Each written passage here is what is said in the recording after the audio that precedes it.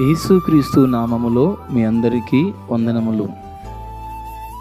మీరందరూ నాతో కలిసి దేవా నీకు స్తోత్రములు అని చెప్పండి.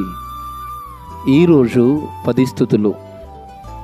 దేవా నీ 12 మంది శిష్యులను పిలిచి వారికి అపవిత్రాత్మలను వెళ్ళగొట్టుటకు, రోగమును వ్యాధిని స్వస్థపరచుటకు అధికారం ఇచ్చిన దేవా నీకు స్తోత్రములు. ఇశ్రాయేలు వంశములోని నశించిన గొర్రెల యొద్దకే వెళ్ళమని చెప్పిన దేవా నీకు స్తోత్రములు. పరలోక రాజ్యము సమీపించి ఉన్నదని ప్రకటించుమని చెప్పిన దేవా నీకు స్తోత్రములు. రోగులను స్వస్థపరచుడి అని చెప్పిన దేవా నీకు స్తోత్రములు.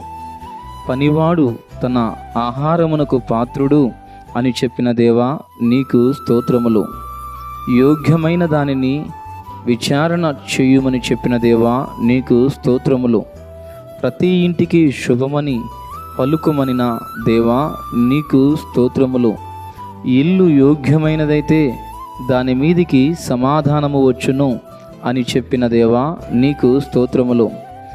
దేవా మమ్ములను వివేకముగా నిష్కపటులముగా ఉండుమని చెప్పిన దేవా నీకు స్తోత్రములు. తండ్రి ఆత్మ మాలో ఉండి మాటలాడును అని చెప్పిన దేవా నీకు స్తోత్రములు. ఈ స్తుతులు మీ హృదయములను ప్రభు తట్టు త్రిప్పి మీ జీవితములను వెలిగించి మిమ్ములను బలపరచునుగాక. ప్రార్థన. దయగలిగిన దేవా, కృపగలిగిన తండ్రి నీకు స్తోత్రాలు. ఈరోజు ఈ యొక్క రాత్రికాల సమయంలో మమ్మల్ని కాపాడి మా జీవితంలో మరొక రోజునిచ్చేందులకై నీకు వందనాలు అయ్యా. ఇదిగో ఈ సమయంలో ఎవరైతే ఈ స్తుతులలో ఏకీభవించి చెప్పి ఉన్నారో ప్రతి ఒక్కరూ వారి జీవితంలో మేలులు పొందుకొట్టును అయ్యా. ఇదిగో వాక్యములు ఎదుగుటకును నీతో సహవాసములు అభివృద్ధి పొందుటకును నీ కృప చూపి మీరే సహాయం చేయమని, వారి జీవితాల్లో వెలుగును నింపమని, ఈ దినచర్య అంతట్లో మీరు వారికి తోడుగా ఉండి వారు చేయు పనులను సఫలము చేయమని యేసయ్య నామములో ప్రార్థిస్తున్నాం పరమ తండ్రి. ఆమేన్.